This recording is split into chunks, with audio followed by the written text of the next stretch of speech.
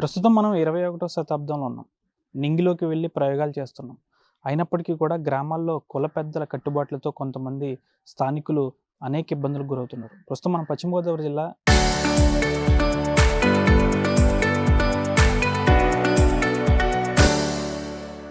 నరసాపురం నియోజకవర్గం మొగల్తూరు మండలం రామన్నపాలెం పంచాయతీ పరిధిలోని జట్టిపాలెం గ్రామంలో ఉన్నాం. ఏదైతే ఈ కుటుంబం ఉందో గూడూరు సరితకి సంబంధించిన కుటుంబం. గూడూరు సరిత భర్త బతుకు తెరువు కోసం ఇతర ప్రాంతాల్లో లారీ డ్రైవర్గా పనిచేస్తున్నారు. అయితే చిన్నపాటి విషయమై పోలీస్ స్టేషన్లో ఫిర్యాదు చేసినందుకు మా కుటుంబాన్ని వెలివేశారంటూ వీరు ఆందోళన వ్యక్తం చేస్తున్నారు. గత 11 రోజులుగా ఈ గ్రామంలో ఎవరు కూడా వీడితో మాట్లాడకపోగా కనీసం షాపుల్లో సరుకులు కూడా ఇవ్వకూడదని కుల పెద్దలు హుకుం జారీ చేశారు. ఒకవేళ ఆ విధంగా ఎవరైనా మాట్లాడినా సరుకులు ఇచ్చిన వారికి ఫైన్ వేయడంతో పాటు వారిని కూడా కుల బహిష్కరణ చేస్తామని ఒక హుకుం జారీ చేశారు. ప్రస్తుతం వీరు సరుకులు కావాలన్నా కనీసం మంచినీరు కావాలన్నా ఒక 3-4 కిలోమీటర్లు వెళ్ళి తెచ్చుకోవాల్సిన పరిస్థితి ఏర్పడింది. అయితే గ్రామాల్లో ఇంకా ఈ విధంగా కులాహంకార కట్టుబాట్లతో కుల పెద్దలు ఈ విధంగా చేయడం దారుణమని చెప్పాలి. అసలు ఏం జరిగింది? వీటిని ఎందుకు గ్రామ పెద్దలు వెలివేశారు? అసలు వెలి అనేదే పెద్ద బూటకం. అసలు ఈ కారణాన్ని వీరితో ఎందుకు మాట్లాడట్లేదు గ్రామస్తులు? కుల పెద్దలు ఎందుకు ఈ విధంగా చేశారు? గ్రా కుటుంబ సభ్యురాలు ఎవరైతే గూడూరి సరిత ఉన్నారో ఆమెతో మాట్లాడదాం. అసలు మిమ్మల్ని కుల బహిష్కరణ చేశారు, కుల సంఘం నుంచి తీసివేశారు అంటున్నారు. అసలు ఎందుకు ఈ విధంగా జరిగింది? ఎవరు వెలివేశారు? సార్ నేను మామూలుగా మా ఇంటి ఎదురావిడ నేనేదో చిన్న గొడవ పెట్టుకున్నామండి. సరే అనేసి ఆవిడ చిరాగ్గా మాట్లాడిందనేసి నేను స్టేషన్‌కెళ్ళి కంప్లెయింట్ చేసొచ్చాను. అక్కడ కంప్లెయింట్ చేశాక సాయంత్రం నేను మా పిల్లలిద్దరిని తీసుకొని వెళ్ళాను. ఆళ్ళు 30 మందిని తీసుకొనొచ్చి సెటిల్మెంట్ చేసేసారండి పోలీస్ స్టేషన్‌లో. చేసేసి ఇంటికి తీసుకొచ్చారు. ఆ నైట్ 9కి ఇంటికొచ్చాం. వచ్చిన వెంటనే సంఘం పెట్టి ఆళ్ళతో ఎవరు మాట్లాడొద్దు. ఆళ్ళని సంఘంలోంచి తీసేసాం. ఆళ్ళకి ఏమీ ఇవ్వొద్దు. ఎవరు మాట్లాడొద్దు. మాట్లాడినోళ్ళకి 4000 తప్పని ఇవాల్టికి ఈ నెల 18దో తారీఖున మమ్మల్ని ఎలివేసేసారండి. సరే అని మేము అలాగే ఇబ్బంది పడతా కలెక్టర్ ఆఫీస్‌కెళ్ళానండి. ఆయన ఏదో ఒకటి చేస్తానని అన్నారు. నేను సాయంత్రం మళ్ళీ వాళ్ళు ఫోన్ చేశారని సంఘం పెట్టారు. మా అబ్బాయి ఎళ్లి మా మామయ్య గారితో మాట్లాడారండి ఆళ్ళ తాతయ్యతోని. అదిగో మీ మనవడు వచ్చి మాట్లాడాడు కదా! నీకు కొడుకు కావాలా? లేకపోతే సంఘం కావాలా? అని మా మామగారిని కూడా తీసేసారండి. మమ్మల్ని మానసికంగా టార్చర్ చేస్తున్నారండి. ఎంత దూరమైనా ఎళ్ళు మాకు తెలిసినోళ్ళున్నారు. మేము చేయాల్సింది మేము చేత్తాం. నువ్వేం చేయలేవు. నిన్ను అక్రమమైన కేసులు పెట్టి ఇరికింతామనే అంటున్నారండి. అసలు కనీసం టార్చర్ అండి. ఎవ్వరు చిన్న పిల్లల్ని కూడా మాట్లాడనివ్వట్లేదండి. కనీసం తినడానికి గాని ఏమి దొరకనివ్వట్లేదు. వేరే ఊరెళ్ళి తెచ్చుకుంటున్నామండి. అది మాకు అవ్వదండి. నేను అంటే ఏ వాస్తవంగా కుల పెద్దలంటే గ్రామంలో ఏమైనా తగాదైతే దగ్గరుండి తీర్చాలి. తీర్చాలండి. కానీ ఈ విధంగా ఎందుకు పెద్దది చేశారు? మీ భర్త వచ్చి క్షమాపణ కోరాలని కూడా కుల పెద్దలు అంటున్నారు. మీరంటున్నారు. మీ భర్త ఏం చేస్తారు? మా ఆయన గారు లారీ డ్రైవర్ అండి. ఆయన ఆ పనికెళ్ళకపోతే మాకు గడదండి. పూట కూడా గడదండి. వేరే ప్రాంతాల్లో విజయవాడలో ఉంటారండి. ఆయన 3 నెలలకు ఒకసారి వస్తారండి. మొన్నే ఎళ్లారండి నెల కిందట. ఆయన ఇప్పుడు ఏమైనా సరే రావాలి, క్షమాపణ చెప్పాలి, అప్పుడు కలుపుకుంటాం, అప్పుడు చూద్దాం అని అంటున్నారండి. తప్పు కట్టాలి అని చెప్తున్నారు. నేనేం తప్పు చేశాను సార్?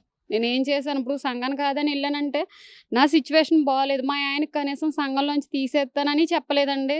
కనీసము ఒకవేళ ఇక్కడ సిట్యుయేషన్ బాగోకపోతే కుల పెద్దలు ఆ సమస్య పరిష్కరించాలి. పరిష్కరింతారండి. కానీ ఏంటంటే నేనేం ఆలోచించానంటే ఆళ్ళోళ్ళే కదా! ఆళ్ళేం చెప్తారులే అనేసి నేను ఆవిడ తిట్టిన బూతులు నేను చెప్పలేక నేనేదో స్టేషన్‌కెళ్ళి చిన్నగా కంప్లెయింటే కదా అన్నట్టుగా ఎళ్ళిపోయానండి. ఆవిడ తిట్టిన బూతులు నేను చెప్పలేను కదండీ 10 మందిలో. 70 మంది ముందు చెప్పాలండి ఒక ఆడమనిషి.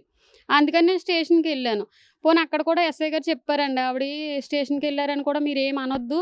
ఆవిడ మనసు బాలేదు. ఎందుకో వచ్చింది అని చెప్పారు కూడా అండి.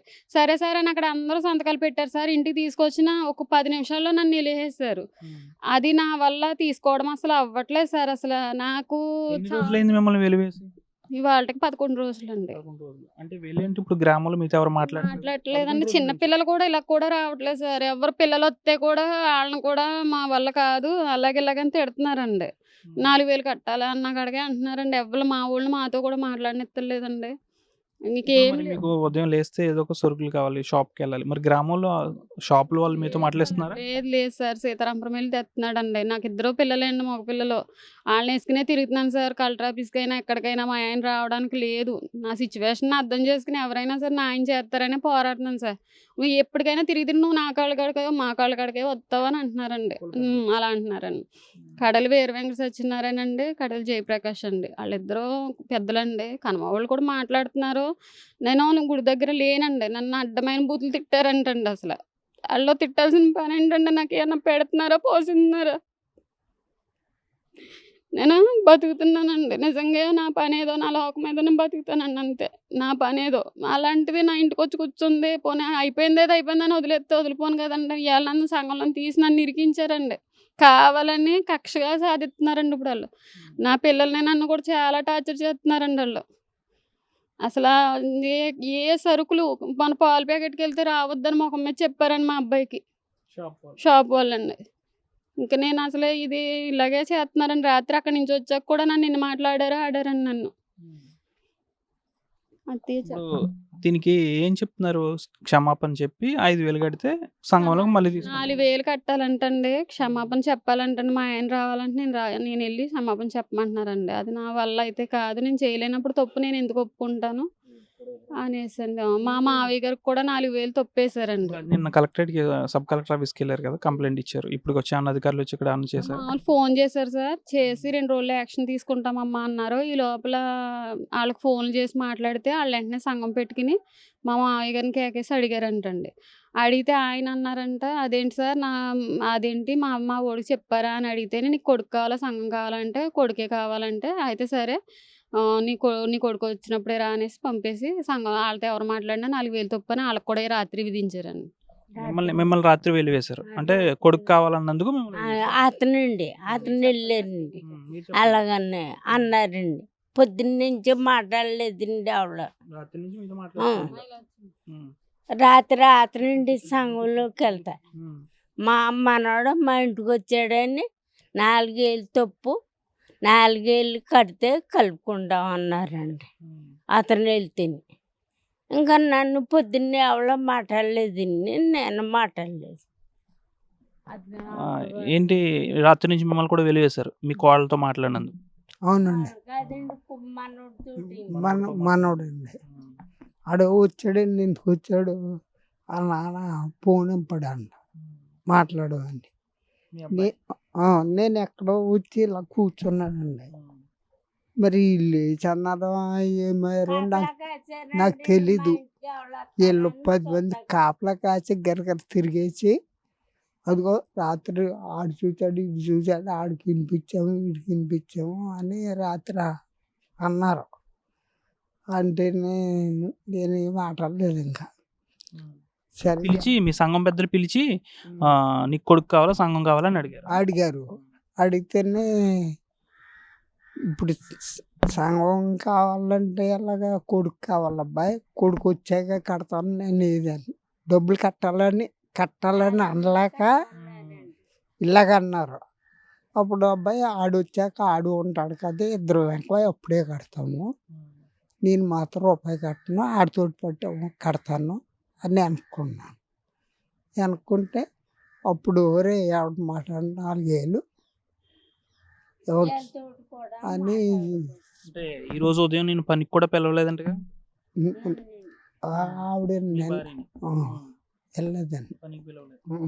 ఇంటికాడ ఉంది, ఏదో ఊడికి వెళ్తుంది. ఒక పాల డబ్బులు వస్తాయి, మాకు వచ్చి ఏమి లేవండి. అయ్యో 4,000 వస్తున్నాయి, వాటితో అలాగ బతుకుతున్నాం. ఇప్పుడు 4,000 కట్టాలంటే ఎలా కడతామండి? మాకు ఆదాయం అర్థం లేదు. చిన్న తగాదా కోసం ఇంత అలా చేశారు. మళ్ళా ఉందండి. మళ్ళీ మరుసటి రోజున సంఘం పెట్టాక నేను ఎస్ఐ గారి దగ్గరికి వెళ్ళానండి. నైట్ 10:30కి వెళ్ళానండి. చీకట్లు ఇద్దరు పిల్లల్ని తీసుకుని వెళ్ళానండి చీకట్లండి. వెళ్తే మళ్ళీ సంఘం కాడికి వెళ్ళిపోతుందిరా అనేసి ఏలకోలాలండి ఇక్కడ. సరే సంఘం పెద్దలు సరే అనేసి నాకు ఒకరు ఫోన్ చేశారు. మాకు మా అన్నయ్య వాళ్ళ అదే మామూలు ఎవరో ఫోన్ చేశారండి. చేస్తే నేను సరే అని మాట్లాడలేదు. మరుసటి రోజు పొద్దున్న 8ంటికి వెళ్ళానండి ఎస్ఐ గారి దగ్గరికి. వెళ్తే ఏ అమ్మ మళ్ళీ వచ్చేసావు అంటే ఇలా అండి అని చెప్తే ఫోన్ చేశారు సార్ నా ఎదురుగా. అయ్యయ్యో మేము సంఘంలోంచి తీయలేదు, సారీ చెప్పమన్నాం అంతే, మేమేం సంఘంలోంచి తీయలేదు, ఎవరిష్టం వాళ్ళది, ఎవరింటికి వెళ్ళి మేము ఏమన్నా చెప్తామా అని అడిగారండి ఆయన. అప్పుడు నేను ఇంకా ఆ కోపం మీద ఎవరన్నా ఇలా వెలివేశారమ్మా ఇక్కడ? వేశారు. వాళ్ళు ఎవరు పట్టించుకోలేదు సార్. మేమైతే ఏంటి నేను చేయలేని తప్పుకి నన్ను ఎందుకు వేయాలనేసి నేను పట్టుకున్నాను సార్. అదే నా బాధ. మా ఆయన కూడా అదే అంటున్నాను, నువ్వు ఏ తప్పు చేయలేనప్పుడు నువ్వు ఎందుకు భయపడతావు, ఎదరికెళ్ళు నువ్వు నిలబడు అంతే, నువ్వేమీ కాని తప్పు ఏం కాదు కదా, స్టేషన్కి వెళ్ళావు స్టేషన్లో ఉన్నాయి ఎందుకు అనేసి అండి. ఆ రోజు ఆయన చెప్పారండి, వద్దులే స్టేషన్కి వద్దన్నారు. నేనే అన్నాను ఆడవాళ్ళు కదా ఏముంది, అదేమో చిరాగ్గా తిడుతుంది ఆ బూతులు నేను చెప్పలేను అక్కడ, స్టేషన్లో అంటే కంప్లైంట్ రాసిస్తాం కదా అని నేను వెళ్ళిపోయాను అని చెప్పానండి. మీకు తగాదా చాలా చిన్నది, పరిష్కరించుకోవచ్చు. ఉన్నాయండి అయ్యి. అంటే ఆవిడ ఏంటంటే మామూలు కొబ్బరి బొండాలు తాగాడు మీ అబ్బాయికి అన్నం వేసాడా అని అడిగిందండి. ఇప్పుడు మీ అబ్బాయి మా అబ్బాయి విషయంలో ఆ విషయం గురించి అయి మేమిద్దరం తరిగించుకున్నాము అయిపోయింది. తర్వాత వాళ్ళ దొడ్లోంచి వెళ్ళొద్దని 2 రోజులకి గొడవ పెట్టింది. మళ్ళీ తిట్టుకున్నాము అయిపోయిందండి. నేను స్టేషన్కి వెళ్ళేటప్పటికి వాళ్ళు సంఘం పెట్టించారంట నాకు తెలీదు. అయితే నేను స్టేషన్కి వెళ్ళాను అనేసి ఇప్పుడు నా సంఘం చెప్పకుండా స్టేషన్కి ఎలా వెళ్ళిపోయిందన్నారు. ఇప్పుడు ఆవిడ సంఘం పెట్టమని వెళ్ళింది కదా సార్, పొద్దున్న వెళ్ళిందంటండి. నేను పొద్దున్న కేసు ఎట్టి వచ్చేసాను. కంప్లైంట్ ఏం రిజిస్టర్ చేయలేదండి. అప్పుడైనా ఒరే సుబ్బగా మీ ఆవిడ ఇలా స్టేషన్కి వెళ్ళిందంట, వాళ్ళు ఇలా సంఘం పెడతానంటున్నారు, ఎందుకురా స్టేషన్కి వెళ్ళడం, ఇంటికి రమ్మని ఫోన్ చేయాలి కదండి. మా ఆయన ఫోన్ నెంబర్ ఉంది కదండి. మా ఆయనకు ఫోన్ చేయలేదు, ఏం చేయలేదు వాళ్ళు. ఇప్పుడు మమ్మల్ని ఏదైనా సరే ఇప్పుడు మాది తప్పు అన్నట్టు క్రియేట్ చేస్తున్నారండి వాళ్ళు. ఎంత దూరమైనా వెళ్తారంటండి, సంఘం డబ్బు ఎంతైనా ఖర్చు పెడతారంటండి. అదొకటే వాళ్ళ బాధ అండి. ఎంత దూరమైనా వెళ్తారంటండి. లేని కేసులు చిన్న పిల్లోడి మీద ఇప్పుడు ఆ అమ్మాయికి 15 అండి, మా అబ్బాయికి 16 అండి. పోక్సో చట్టం ఎలా పెడతారండి. ఇప్పుడు వాళ్ళ అమ్మని తిట్టాడు. ఆ అమ్మాయి వచ్చి అబ్బాయి అక్కడ స్నానం చేస్తుంటే అక్కడ నుంచి వీడియోలు తీసిందాడు తిట్టి బూతులు. మరి వాళ్ళు ఏమనంది, మా అబ్బాయి తిట్టాడు కదండి. అది ఎవ్వరు అడగట్లేదండి. పోక్సో చట్టం పెట్టేస్తాం అని అన్నారు. పిల్లల జీవితాలు నాశనం అవుతాయి, ఈడేమో ఇంటర్ అమ్మాయి 10th ఎందుకులే అనేసి నేను కూడా రాజీకి వచ్చి సారీ చెప్పించారు, సెటిల్మెంట్ చేశారు. పెద్ద మనుషుల చేత సంతకాలు పెట్టించి వెళ్ళిపోండి అమ్మ, ఒకరు ఒకరు తీసుకోకుండా అని చెప్పారు. ఇంటికి వచ్చేసి మా ఆవిడ పని ఆవిడది, నా పని నాదండి. తప్పు అండి నాది. పోలీస్ స్టేషన్కి వెళ్ళడమే తప్పు అని అడుగుతున్నారండి. అది ఏం తప్పు అన్నది నాకు కారణం తెలియట్లేదండి. సంఘానికి చెప్పి వెళ్ళాలంటున్నారండి. నాకు ఏం తెలియవు, నేను వెళ్ళానండి. పోనీ అదేంటి ఎందుకు వెళ్ళామని నన్ను ఒక సారీ చెప్పమంటే అక్కడే స్టేషన్లో చెప్పేద్దును కదండి. అక్కడ 30 మంది వచ్చారండి. ఆ 30 మందిలో కేకేసి నువ్వు ఒక సారీ చెప్పు, నువ్వు ఎందుకు ఇంకెందుకమ్మా పోలీస్ స్టేషన్ అక్కర్లేదు, సంఘం ఉంటే మరి స్టేషన్లో సంఘం ఉంటే సరిపోతుంది. వీళ్ళు సెటిల్మెంట్ చేసేస్తామంటున్నారు సార్. ఇప్పుడు సెటిల్మెంట్ చేసేస్తారో చేయరంటే ఎవరి ఇష్టం వాళ్ళదండి. ఇప్పుడు నా మనసుకు నచ్చలేదు, వాళ్ళు ఏం ఆలోచిస్తున్నారో ఏంటో. ఈవిడ తిట్టిన బూతులు నేను చెప్పలేను. ఇవన్నీ నా మైండ్లో నాకు ఉంటాయి కదండి. నేను వెళ్ళాను అనేసి ఇప్పుడు నువ్వు స్టేషన్కి వెళ్ళాల్సిన పని ఏంటని నన్ను టార్గెట్ చేశారండి వాళ్ళు. ఇప్పుడు అదొకటే అండి.